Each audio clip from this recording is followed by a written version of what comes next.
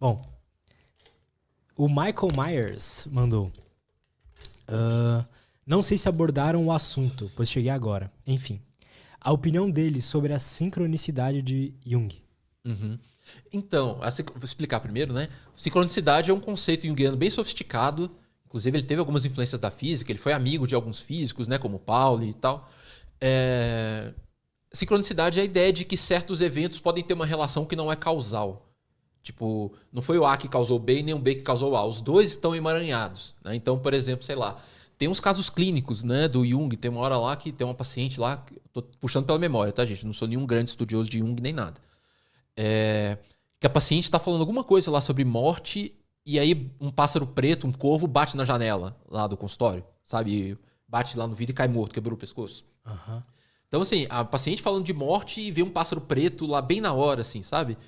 É um exemplo tosco, assim, mas só para dar um exemplo dessa relação, né? Que eventos diferentes na natureza poderiam estar relacionados sem que seja uma causalidade óbvia, assim. Então, dentro da perspectiva junguiana, faz sentido e tal. É uma das coisas que Jung discute bastante. O Jung era muito interessado em experiências místicas e coisas desse tipo. Ele fazia parte de um grupo lá, que é o Círculo de Eranos, né? Que era um grupo de intelectuais que sentava lá e ficava debatendo essas coisas. Então, o Jung, o Pauli, o Joseph Campbell, que a gente falou agora há pouco, do Poder do Mito. Essa galera toda ali, eles ficavam lá fazendo uns café da manhã lá e discutindo essas coisas. Fora da perspectiva junguiana, é mais complicado, porque é difícil. Tem um negócio na ciência que a gente chama de operacionalizar. O que é operacionalizar? Vamos tentar operacionalizar a sincronicidade. É mostrar como que acontece. Então, se existe a relação entre A e B sem que uma causa a outra, e a gente assumir isso cientificamente fora da perspectiva junguiana, você tem que mostrar como que acontece. Sabe? Que forças que estão interagindo ali. Sabe? As etapas mesmo. Né? E assim, esses conceitos, não só no caso do Jung, tá? A psicanálise tem o mesmo problema. É muito difícil ou impossível de operacionalizar. Porque o negócio muitas vezes acontece de modo inconsciente, ou tem processos ali que estão fora do nosso alcance por algum motivo, né? São dinâmicas inconscientes. Entende? Então, assim, você não consegue medir o negócio, você consegue, no máximo, observar certas relações. E aí entra naquilo que a gente falou antes do Ganzfeld. A gente vê que existem coisas estranhas que podem acontecer. Por exemplo, eu falei do Ganzfeld, mas tem umas pesquisas muito legais com geradores de números aleatórios. Geradores de números aleatórios. São máquinas que geram números, né? É como se fosse uma máquina sofisticada para fazer sorteio. Uhum. Então, ele gera 1 ou 0, sempre. Só que, diferente de um dadinho que eu possa jogar aqui, que eu possa, sei lá, colocar a mão meio assim, eu jogar mais devagar e às vezes, com um pouco de sorte, direcionar o resultado, o gerador de números aleatórios, a princípio, ele realmente é aleatório. Você não consegue prever qual é o próximo número com base nos números anteriores.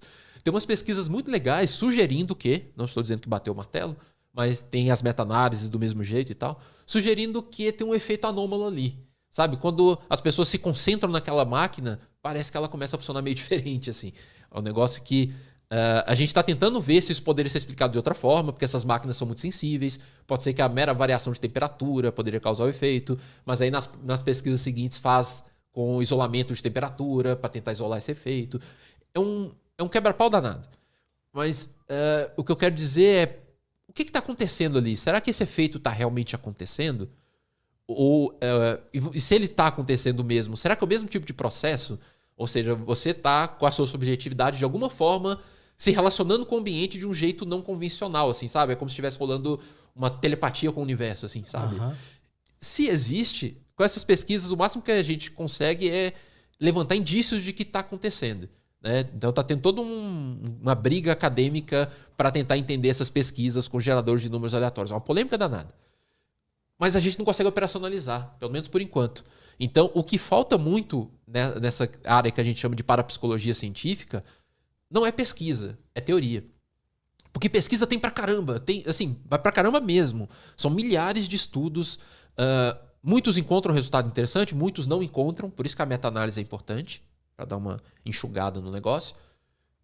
E os resultados esquisitos, eles meio que dominam, se a gente for pensar nas meta-análises, mas a gente não sabe explicar o que está acontecendo. Entendo. Acontece a mesma coisa com a sincronicidade. Então, o que eu penso da sincronicidade? Vou para enxugar a resposta. Como eu não sou junguiano, eu não tenho uma relação teórica, assim, eu não tenho uma adesão teórica com o negócio, então eu tento ver de fora. E de fora, o que eu digo é que pode ter relação entre fenômenos assim, essa relação sincronística, até pode, tem uns estudos, esses estudos que eu estou falando, sugerindo que tem coisa estranha talvez acontecendo. Só que enquanto a gente não entender por que a coisa está acontecendo e se realmente a gente conseguiu descartar todas as explicações mais simples, eu me dou o direito de dar um passo atrás e falar, não, vamos esperar um pouco. Com certeza. Tem algumas crenças, né? Algumas pseudociências também, que aí já é um pouco mais... Acho que é um pouco mais chato. Que fala que nós somos energia, a máquina lá tem energia, a mesma coisa da telepatia, a gente tá passando alguma coisa, enfim. É a explicação mais fácil, né, cara? Uhum. E intuitiva, inclusive. Né? Porque você tá vendo um negócio ali, a gente tem esse vocabulário, né? Energia muitas vezes é uma palavra que serve para designar tudo que a gente não entende. Tipo, você não entendeu o que tá rolando ali? É uma energia. Então não explicou nada, né? As pessoas muitas vezes pegam esses conceitos de carona, assim, pega da ciência, mas fora do contexto. Então quando as pessoas, por exemplo, usam um negócio da física quântica, que é um fenômeno chamado emaranhamento quântico, emaranhamento quântico explicando de um jeito mais simples, é quando duas partículas elas estavam relacionadas num dado momento, por exemplo, elas estavam girando juntas no mesmo sentido e tal, e você separa essas partículas, você pode botar uma lá na ponta do universo e a outra lá na outra ponta do universo. Qualquer mudança ocorrida numa delas é refletida instantaneamente na outra. Né? Isso é o tal do emaranhamento quântico, falando de forma assim, bem simplificada. O pessoal adora usar isso para justificar telepatia, para justificar um monte de coisas, esquecendo a especificidade, né, do negócio. Esse conceito ele funciona dentro de condições extremamente específicas e dentro de uma lógica teórica muito específica, que é a da física quântica. Total. Né? Aí o pessoal faz um monte de curso aí de física quântica para coisa esotérica e tal. Pode até ser que alguns desses fenômenos eventualmente existam, né? Porque eu estava falando dessas pesquisas esquisitas, né? Então vai que. Mas enquanto a gente não tem certeza, eu dou um passo atrás. Mas o ponto é que, independente desses fenômenos existirem ou não, esse jeito que a galera faz, pelo menos do ponto de vista estritamente científico, está equivocado.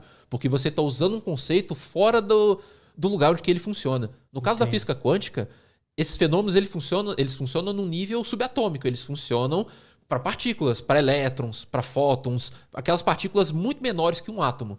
Ali isso acontece. Na escala da vida real, que a gente está aqui agora, que tem essa mesa, que tem esse microfone, as leis da natureza são completamente diferentes. É uma coisa que ainda a física não conseguiu explicar, né? Como é que no nível subatômico a coisa funciona de um jeito e no nível superatômico, né? Acima do átomo, que é o que a gente está aqui agora, as coisas funcionam de outro jeito. Aqui é a física newtoniana que funciona. Então né? aquele argumento que eles dão de que a gente é feito dessas coisas, então não faz muito sentido, certo? Não faz muito sentido, pelo menos por enquanto, porque o fato dessas partículas funcionarem desse jeito é só nessa escala pequenininha. Na hora que vem para cá, mesmo que eu seja feito de elétrons, de átomos e tal, eu estou funcionando de acordo com as leis da física clássica aqui. Verdade. Eles ainda não conseguiram entender na física como é que passa de um nível para o outro.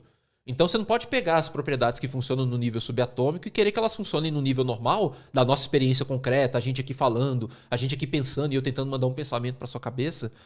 Porque até onde a gente sabe, pelo menos na ciência, a gente aqui agora está funcionando pelas leis normais da física e da química. Né? Não pelas leis da física quântica, que são só subatômicas. E mesmo assim, as coisas da física quântica e tal, para você discutir qualquer uma dessas ideias, cara, lembra de The Big Bang Theory, aquela série, né, famosa. Então acho que uma boa parte da galera deve ter ouvido e ter assistido, e quem não assistiu, é uma série que mostra alguns cientistas no dia a dia deles e tal, uma série de comédia. Quase sempre mostrava o personagem lá, que é o personagem mais conhecido, que é o Sheldon, né? Ele trabalhando. Como é que o Sheldon trabalhava? Era um quadro que ele ficava lá fazendo um monte de conta, né? A física quântica, ela é assim, cara. Ela é matemática pesada. Então, você pegar esses conceitos e falar que, não, nós somos feitos de energia, então se existe emaranhamento quântico, é isso que eu faço aqui. Para você demonstrar um negócio em física quântica, é matemática pesada, é aquilo ali. Então, qualquer coisa que você vê de física quântica que não for aquela emaranhado de conta e aquela complexidade toda, já tem um bom indício de que não é bem aquilo. Cara, eu sou muito cético, mas eu adoro acreditar nessas porra. Eu, tipo assim, de falar... De tentar... Não acreditar, mas de fantasiar que poderia ser possível. Me dá um quentinho no coração. Então, tem várias coisas aí pra discutir, né? Uma delas é que todos nós temos esse quentinho, eu também. Então, um dos meus quentinhos é em relação a alienígenas. né? Entendo. Eu adoraria que alguns casos de OVNIs fossem alienígenas mesmo, assim. E que isso fosse demonstrado de um jeito inequívoco, sabe? O pessoal falar que, ó, gente, vamos abrir o jogo em relação à Área 51. Tá aqui a nave, ó. Tá aqui os caras. Sabe? É porque é legal, né? Tipo, a vida fica mais legal com isso. Mas, ao mesmo tempo, é exatamente por isso que a gente precisa do método científico. Porque a gente é corruptível. Com certeza. É muito fácil da gente embarcar no que a gente acredita. Né? E o método científico ele foi criado exatamente para nos direcionar para um caminho que tem erro, mas a chance de erro vai diminuindo. Quanto mais pesquisas você faz, menos errado você fica. Justamente para não deixar a gente se levar, deixar a gente ir nesse caminho. Né? Eu tenho uma amiga, por exemplo, que teve uma vez que tem um fenômeno que é bastante conhecido, né? Que é o efeito Barnum, que é o efeito Forer, a mesma coisa. A nossa tendência de achar que coisas muito genéricas são pessoais. Por exemplo, o horóscopo de jornal. Astrologia, né? Aquelas coisas assim. E aí eu virei pra essa amiga e falei, fulana, dá uma vontade de falar os nomes, né? Mas não vou falar não. Fulana, eu queria fazer uma leitura sobre você. Eu comecei a falar umas coisas sobre ela, assim. Falei.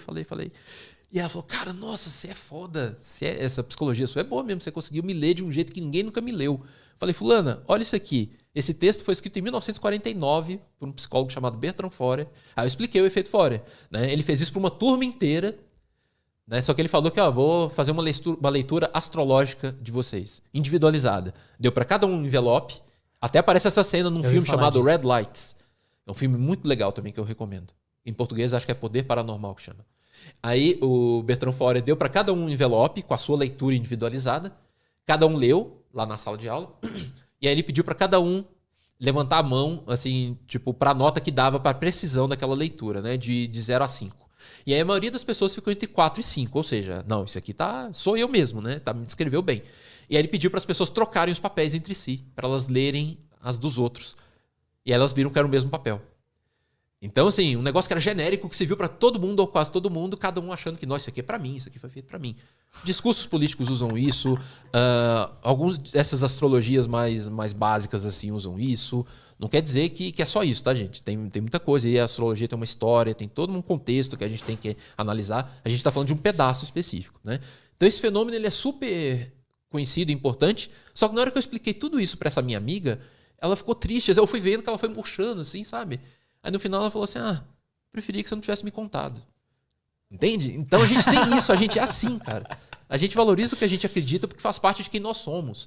Por isso que o pessoal fica pistola quando o pessoal pega um desenho animado que era da nossa infância e faz de novo com uma roupagem totalmente diferente, mais moderna.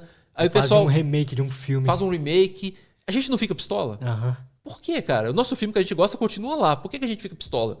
Porque as coisas, elas fazem parte da gente. Então, elas fazem parte do que a gente é, da nossa identidade. Então, as nossas crenças estão nesse pacote. Então, quando você confronta as crenças de alguém, se for uma crença muito valiosa, você não está confrontando só as crenças da pessoa, você está confrontando a pessoa. Sabe? Você está confrontando um pedaço dela que é muito importante. Então, você virar para mim e falar que Matrix é muito ruim, o filme, eu vou ficar bravo. E, assim, eu tenho autoconsciência suficiente para falar, tá, vai... Não vou brigar com o cara por causa disso. Mas eu vou ficar pistola com você. Porque é uma parte importante pra mim. Até se o cara for um cinéfilo que vai te explicar detalhadamente por que a história, por que o roteiro é falho. E sim. Foda-se. Não é isso que eu quero. Né? Deixa eu curtir meu filme. Total.